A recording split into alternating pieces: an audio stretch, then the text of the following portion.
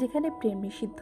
ইরশাদ জাহান চেরিন, পর্ব 28। পরদিন বিকেলে মীরবাড়ির বিশাল এক রাজকীয় লিভিং রুমে আজ যেন মেঘ কাটার পর এক চিলতে রোদ এসে পড়েছে। আচান করা ডেস্ট্রেকশন আর ভাইদের একের পর এক বউ আমদানির মহাপ্রলয়ের পর আজ পুরো মীর বংশ একসাথে বসেছে এক পারিবারিক আড্ডায়। সোফায় গম্ভীর্য মুখ নিয়ে বসে আছেন বাড়ির আসল কর্তারা, মীর বংশের প্রধান চার কর্তা ও পাশে তাদের চার স্ত্রী। তাদের ঠিক সামনে কার্পেটে আর একপাশে চেয়ারগুলোতে ছড়িয়ে ছিটে বসে আছে মীরবাড়ির সেই বিখ্যাত সাত ভাই আর একমাত্র আদরের বোন সাজ।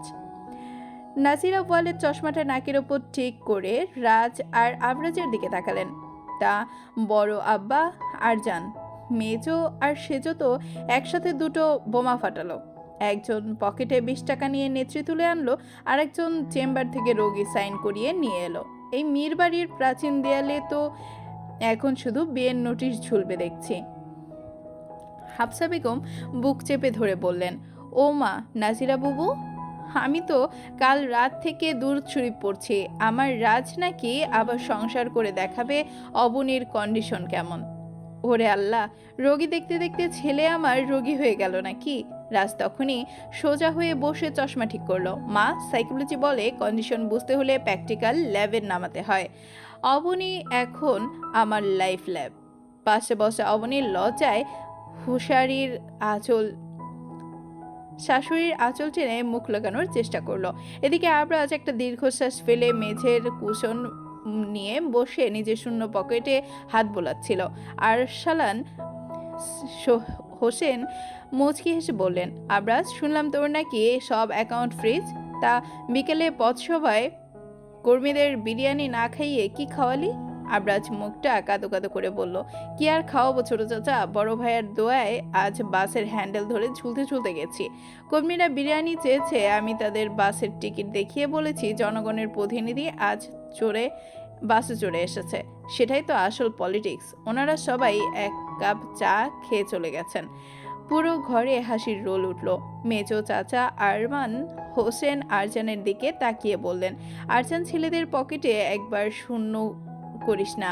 বাসের ভাড়ার সাথে অন্তত দুটো লঙ্কা খাওয়ার টাকা রাখিস। আরজান চায়ে চুমুক দিয়ে কেবল মৃদু হাসল, মুখ খুলল না। তার সেই শান্ত কিন্তু ধারালো চোখের নজর তখন সোফার এক কোণে বসা সাজের দিকে। সাজ আজ আরজান ভাইয়ের ভয়ে একদম জড়সড় হয়ে সিল্কের একটা সাধারণ থ্রিপিস পরে সোজা মেজো চাচির গা ঘেঁষে বসেছিল। সেই ছাদের ঘটনার পর সে আরজানের দিকে চোখ তোলার সাহস পাচ্ছিল না। ঠিক তখনই ড্রামাটাকে এক জঘন্য অন্য লেভেলে নিয়ে যাওয়ার জন্য উইংসের প্রবেশ করলো মীরবাড়ির অঘোষিত খলনায়ক শালিক পাখি চিকু। চিকু উড়ে এসে সোজা মেজো চাচার আরমান হোসেনের টাক মাথার উপর গিয়ে বসলো। বসে পা দুটো একটু চুলকে নিয়ে সে কর্কশ গলায় চেঁচিয়ে উঠল, পকেট খালি, আবরাজ চোর, রাজ পাগল, ওই বজ্জাত পাখি, নাম ওখান থেকে। আবরাজ সোফা থেকে জুতো হাতে নিয়ে তাড়া করতে গেল, কিন্তু চিকু সেখান থেকে উড়ে গিয়ে সোজা নাজিরা ওয়ালেদের পানের বাটির উপর বসলো এবং একটা খিলখিলানো আওয়াজ করে চেঁচালো, সাজের পেট বের করা শাড়ি, আরজান জল্লাদ, আরজান জল্লাদ। এক মুহূর্তে পুরো লিভিং রুমে পিনপতন নীরবতা নেমে এলো। সাজের মনে হলো সে এখনই মেঝে ফাঁক করে ভেতরে ঢুকে যাবে। সে চোখ বন্ধ করে মেজো চাচির পেছনে মুখ লুকালো। বড় চাচির নাজিরা ওয়ালেদ চোখ বড় বড় করে সাজের দিকে তাকালেন। কি বললো এই ডানাকাটা কুলাঙ্গার? সাজের কি শাড়ি? আরবিতেবার সুযোগ পেয়ে মুচকে হেসে তার ডায়েরিটা খুলল। ছাদে একটা নতুন পলিটিক্যাল সায়েন্স থিওরি আবিষ্কৃত হয়েছে। বিস্তারিত আরজান ভাইয়া ভালো বলতে পারবেন। আরজান চায়ের কাপটা অত্যন্ত শান্তভাবে পিরিচের ওপর রাখলো। ঘরের সবাই তখন আরজানের দিকে তাকিয়ে আরজান সাজের দিকে একবার চাইলো। সাজের চোখ দুটো তখন ভয়ে জবা ফুলের মতো লাল হয়ে গেছে। আরজান অত্যন্ত মার্জিত গলায় বললেন, কিছু না। সাজের শরীরটা আজ একটু খারাপ ছিল, তাই ও ছাদে হাওয়া খেতে গেছিল। আর চিকুটা আজ রাতে আরবিত ফ্রাই করে খাবে বলেছে, তাই ও উল্টাপাল্টা বকছে। আরজান এই একটা লাইনের ডিফেন্স সাজের বুকের ভেতরটা ড্রাম বাজাচ্ছে যেন এক অদ্ভুত শান্তিতে থমকে গেল। সে আরজানের আর চোখে সে আর চোখে আরজানের দিকে তাকালো। লোকটা এত কঠোর শাসন করে, আবার সবার সামনে কেমন সুন্দর করে আগলে নেয়। সাইরা শেখ হেসে উঠে বললেন, আরে রাখো, ও তো আমাদের পাখির কথা বলছে। এই যে নতুন দুটো বউ ঘরে এলো, এদের বরণ করার জন্য তো কাল একটা বড় অনুষ্ঠান করতে হয়। বড় আব্বা আরজান অনুমতি আছে তো? আরজান উঠে দাঁড়ালেন, তার ল্যাপটপটা হাতে নিয়ে বললেন, অনুমতি আছে ছোট চাচি, তবে অনুষ্ঠানের বাজেট মীর বাড়ির ফান্ড থেকে আসবে না। আবরাজ আর রাজ কাল সকালে বাসে করে গিয়ে যার যার শ্বশুরের কাছ থেকে ধার করে আনবে। কি? আবরাজ আর রাজ একসাথে চিৎকার করে উঠল। পুরো মীর বাড়ির লিভিং রুম তখন বড় চাচার গম্ভীর হাসি, লিভিং রুমের সেই মহোৎসব আর হাসির হুল্লোড় যখন মাঝরাতের নিস্তব্ধতায় রূপ নিল। মীর বাড়ির বিশাল রাজপ্রাসাদে তখন এক অদ্ভুত শান্তিতে ঢেকে গেছে। তবে সবার ঘরে শান্তি থাকলেও দোতলার ডান দিকের শেষ প্রান্তের সাজের ঘরে তখন জিরো ওয়ালেটের নীল আলো চলছিল। সাজ বিছানায় উপর হয়ে শুয়ে নিজের বালিশটাকে অনবরত খুশি মারছিল। তার রাগটা আজ শুধু আরজান মীরের ওপর নয়, নিজের কপালের ওপরও। সেই ছাদের ঘটনার ওপর পর থেকে তার ফোনটা আরজানের পকেটে বন্দি।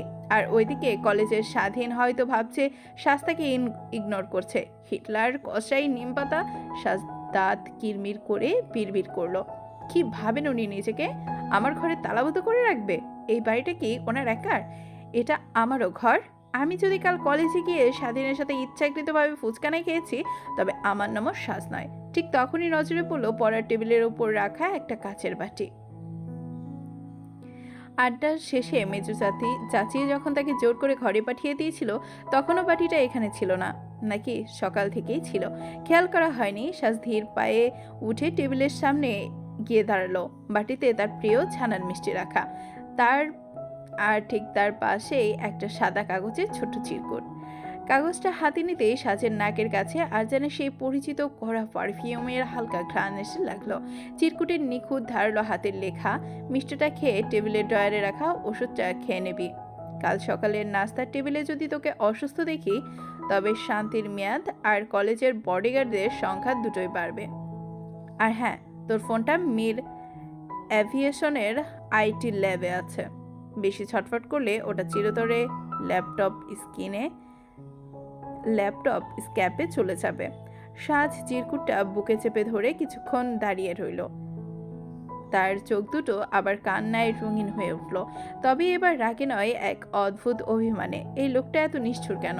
একদিকে তার স্বাধীনতার 12টা বাজানোর হুমকি দেয়, ফোন কেড়ে নেয়, আর অন্যদিকে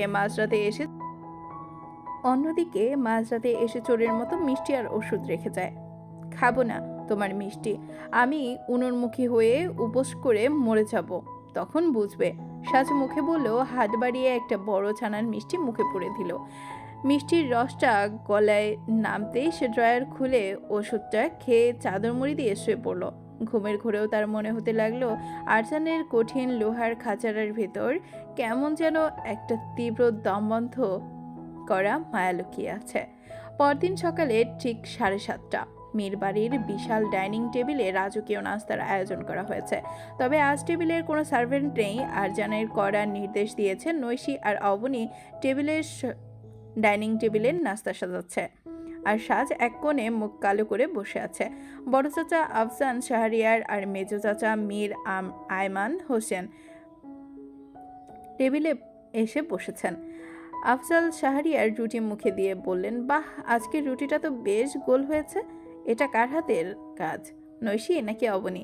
নৈশি অত্যন্ত গম্ভীর গলায় বলল, বড় চাচা, এটা পলিটিক্যাল সায়েন্সের মাপের মতো গোল হয়েছে। কারণ আটা মাখার সময় আমি মনে মনে আরজান ভাইয়ার এক নায়কতন্ত্রের সীমানা আঁকছিলাম। টেবিলের মাথায় বসে আরজান মীর তখন নিজের ল্যাপটপ বন্ধ করে চায়ের কাপে চুমুক দিচ্ছিল। তিনি নৈশির কথা শুনে চশমাটা নাকের ওপর ঠিক করে তীক্ষ্ণ চোখে তাকালেন। সিনেমাটা যদি নিখুঁত হয় নৈশি, তবে আগামীকালের নাস্তায় তোমাকে মীর অ্যাভিয়েশনের ক্যাটারিং ম্যানেজমেন্টের দায়িত্ব দেওয়া হবে। সেখানে কোনো পলিটিক এজেন্ডা চলবে না। নৈশি এবার আর কিছু বলার সাহস পেল না। সে চুপচাপ বসে পড়ল। এদিকে আবরাজ আর রাজ টেবিলে এসে বসতেই ঘরের পরিবেশ বদলে গেল। আবরাজ নিজের শূন্য পকেটে হাত দিয়ে বলল, ভাইয়া, আজকে তো বাসের ভাড়া দেওয়ার মতো টাকাও নেই। কন্ট্রাক্টর যদি বাস থেকে নামিয়ে দেয় তবে মীর বংশের এমপির ইজ্জত ধুলোয় মিশে যাবে। আর্জেন্ট টেবিল থেকে একটা খাম বের করে আর আবরাজের সামনে রাখলেন। এখানে বাসের 1 মাসের পাস টিকিট রয়েছে। ইজ্জত বাঁচানোর জন্য হ্যান্ডেলটা শক্ত করে ধরবি। পুরো টেবিল জুড়ে হাসির রোল উঠল। ঠিক তখনই ড্রয়িং রুমের পর্দা ছিঁড়ে ভেতরে প্রবেশ করলো মীর বাড়ির অঘোষিত ডন চিকু। চিকু উড়ে এসে সোজা মেজো চাচার টাক মাথার উপর বসলো এবং ডানা চাপটে কর্কশ গলায় চেঁচিয়ে উঠল, সাত চোর স্বাধীন ফ্রেন্ড ফুচকা খায়াবো, ফুচকা খাবো। এই কথা শোনার সাথে সাথে সাজের হাতের পানির গ্লাসটা প্রায় পড়ে যাচ্ছিল। সে ভয়ে আরজানের দিকে তাকালো। কাল রাতে সে মনে মনে স্বাধীনের সাথে ফুচকা খাওয়ার যে প্ল্যান করছিল, এই বজ্জাত পাখি সেটা কিভাবে জানলো? বড় চাচি নাজিরা ওয়ালেদ চোখ বড় বড় করে বললেন, কি বললো এই ঠানাকাটা কুলাঙ্গার? সাজের কোন ফ্রেন্ড ফুচকা খাবে? আরবি দেবার সুযোগ বুঝে মুচকে এসে বলল। ডায়েরিটা খুলল। আজ কলেজের গেটে একটা বিশেষ সিকিউরিটি ডিল আছে। সাজের ফুচকা খাওয়ার থিওরিটা আরজান ভাইয়া ভালো এক্সপ্লেইন করতে পারবেন। আরজান অত্যন্ত শান্তভাবে চায়ের কাপটা নামিয়ে রাখলো। ঘরের সবার নজর তখন আরজানের দিকে। আরজান সাজের দিকে একবার চাইলেন। সাজের চোখ দুটো তখন ভয়ে আর অভিমানে টলমল করছে। সে মনে মনে ভাবছে, এখনই বুঝছি আরজান ভাইয়া সবার সামনে আমাকে বকবেন। কিন্তু আরজান অত্যন্ত মর্জিত এবং গম্ভীর গলায় বললেন, কিছু না। সাজের কলেজে কাল কিছু বহিরাগত ছেলে ঝামেলা করার চেষ্টা করেছিল, তাই আজ থেকে ওর সিকিউরিটি একটু বাড়ানো হয়েছে। আর চিকুকে সবাই খালি ফ্রাই করে খাবে বলছে, তো তাই ও উল্টাপাল্টা বলছে। ওর মাথায় সমস্যা, বুঝতে হবে ওটা সাজের পাখি। আরজানের এই এক লাইনের ডিফেন্সে সাজের বুকের ভেতরে কালবৈশাখী ঝড়টা যেন এক অদ্ভুত শান্তিতে থমকে গেল। সে আর চোখে আরজানের দিকে তাকালো। লোকটা বাইরে থেকে যতই কঠিন ডিটেকশন জারি করুক না কেন, সবার সামনে তাকে আড়াল করার এই ক্ষমতাটা শুধু মীর আরজানেরই আছে। দুপুর 12টা। কলেজ শেষে হতে না হতেই মীর অ্যাভিয়েশনের ব্ল্যাক SIV গাড়িটা সাজকে সোজা মীর বাড়ির সদর দরজায় এনে নামিয়ে দিল। কলেজের গেটে আজ আরজানের পাঠানো 4 জন বডিগার্ড চিলের মতো চোখ রেখে দাঁড়িয়েছিল, যার কারণে স্বাধীনা সাজের ধারের কাছে ঘেঁষার সুযোগ পায়নি। ফুচকা খাওয়া তো দূর থেকে একটা ইশারা করার সাহসও স্বাধীনের হয়নি। সাজ তীব্র বেগে তার অভিমানে ফুঁসতে ফুঁসতে দোতলার করিডোরে গিয়ে নিজের ঘরের দিকে যাচ্ছিল। ঠিক তখনই মীর আরজানের স্টাডি রুমের সেগুন কাঠের ভারী দরজাটা খুলে গেল। ভেতরে আয় সাজ। ভেতর থেকে আরজানের গম্ভীর ভরাট কণ্ঠস্বরটা ভেসে এলো। সাজের পা দুটো থমকে গেল। সে বুকের ভেতর একরাশ ভয় আর জেদ জমা করে ধীর পায়ে ঘরের ভেতরে ঢুকলো। আরজান ল্যাপটপ স্ক্রিন থেকে চোখ সরিয়ে চশমাটা টেবিলের উপর রাখলো। তার সাদা শার্টের হাতা দুটো কোনোই পর্যন্ত গোছানো। আজ কলেজে কোনো ফুচকা উৎসব হলো না? আরজান অত্যন্ত শান্ত গলায় জিজ্ঞাসা করলেন, কিন্তু সেই শান্ত স্বরের আড়ালে একটা অদৃশ্য চাবুকের শাসন ছিল। সাজের চোখে জল চলে এলো। সে আরজানের টেবিলের সামনে গিয়ে দাঁড়িয়ে কাপা গলায় বলল, আপনি নিজেকে কি ভাবেন আরজান ভাইয়া? আমার স্বাধীনতা বলতে কিচ্ছু থাকবে না?